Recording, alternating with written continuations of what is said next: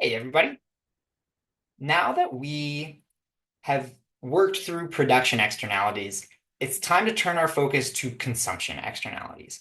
You're going to find that consumption externalities are highly analogous to production externalities. The key difference is that for production externalities, we focused on the supply side of our diagram. We went from using the marginal private cost curve to the marginal social cost curve. For consumption externalities, we're going to focus on the demand side of our model. We're going to move from thinking about the marginal private benefit curve to thinking about the marginal social benefit curve. In this video, we're just like the videos on production externalities, we're going to talk about negative consumption externalities, and we're going to talk about positive consumption externalities, and we're going to talk about how to model them.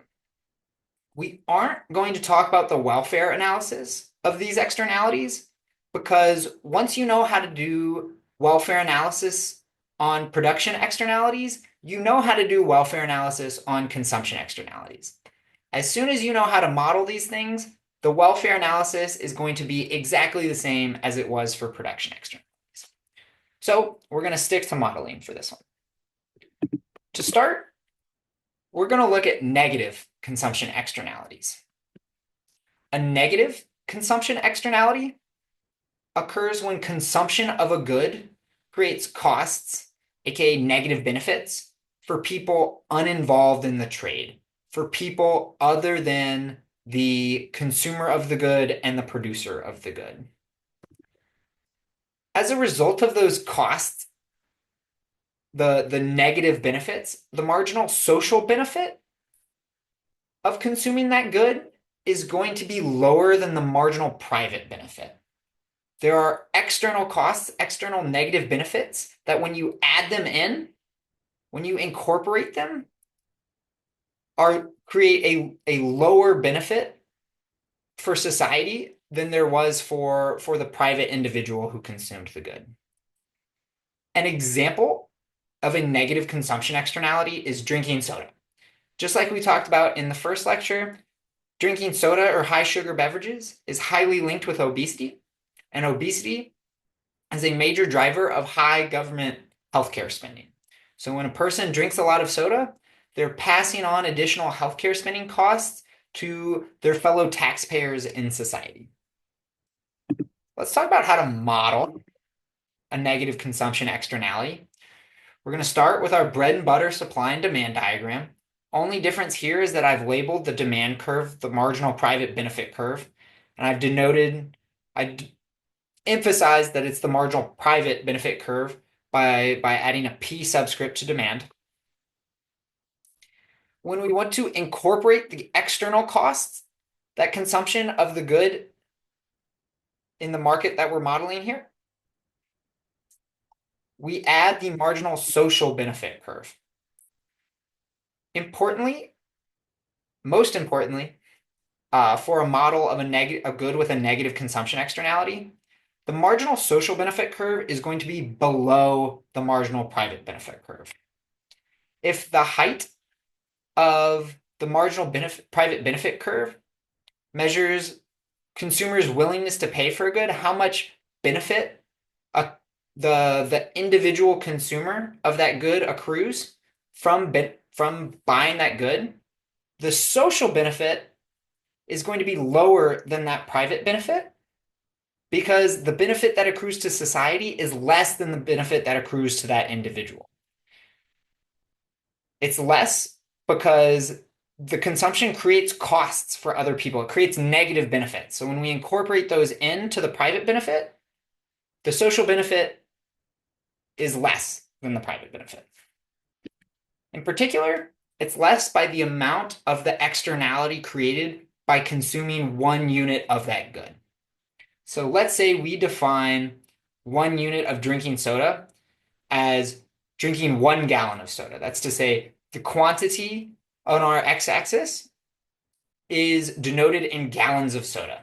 If every gallon of soda that a person drinks creates an additional 10 cents of of costs to other taxpayers, then the marginal social benefit of drinking soda is going to be 10 cents lower on the graph than the marginal private benefit of drinking soda. If we're going to do a little comparative statics and compare equilibria, the private equilibrium, the market equilibrium, is the intersection between the supply curve and the marginal private benefit curve. This is the equilibrium that we've been calculating through the first 3 weeks of this course. Private individuals operating in this market, either as producers or consumers, have no incentive to incorporate the costs external to themselves. So when left to their own devices, they produce and consume quantity P here on the x-axis. The socially optimal equilibrium is the intersection between the supply curve and the marginal social benefit curve, labeled here as QS. This is the equilibrium that incorporates the cost to all of society, not just the private consumers and producers. And as a result, it's the socially optimal equilibrium. Notice that at the socially optimal equilibrium, quantity is less than at the private equilibrium, the market equilibrium.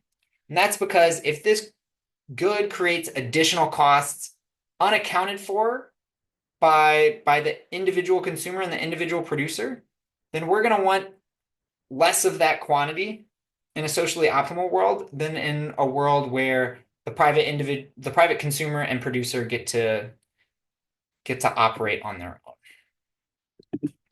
All right. So that's negative consumption externalities. Time to do positive consumption externalities.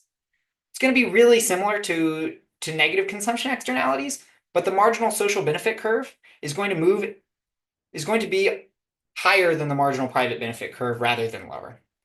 So first, recall that a positive consumption externality occurs when the consumption of a good creates benefits for people uninvolved in the trade.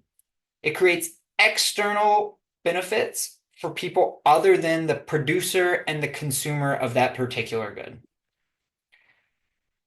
Because of those external benefits to the rest of society, the marginal social benefit of consuming a good with a positive consumption externality is higher than the marginal private benefit of consuming a good with a positive consumption externality.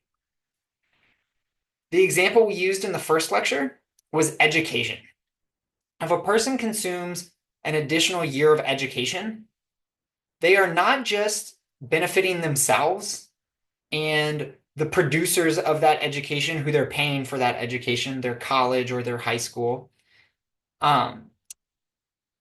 They're also benefiting others in society because by educating themselves, they're making themselves a more competent worker who is then going to do better work for their future employers and their future customers. Let's model this thing. Again, we're starting off with supply and demand, and we're labeling our demand curve the marginal private benefit curve. Again, we're going to add the marginal social benefit curve, but this time the marginal social benefit curve is going to be higher than the marginal private benefit curve. And that makes sense because in the presence of a positive consumption externality, in the presence of a positive consumption externality, the benefit from consuming one unit of that good is higher than the benefit accrued just to the private individual doing the consumption. By consuming that good, that private individual is benefiting themselves and also others in society. So the social benefit is higher than the private benefit. Again, the marginal social benefit curve is going to be, we're going to move the marginal social benefit curve by a distance equal to the externality. So for example, if in consuming 1 year of education, an individual creates an additional $10,000 worth of benefit to people other than themselves and the producers of that education, then the marginal social benefit curve is going to be $10,000 higher at any given quantity than the marginal private benefit curve. Let's compare equilibria. At the private equilibrium, we have QP transacted. Private equilibrium is the intersection between supply and the marginal private benefit curve. At the socially optimal equilibrium, the intersection between supply and the marginal social benefit curve, we have QS. Notice that QS is greater than QP. Again, this makes sense because if there's a positive consumption externality, we are going to want more consumption of that good than the private individual doing that consumption has an incentive to consume on their own.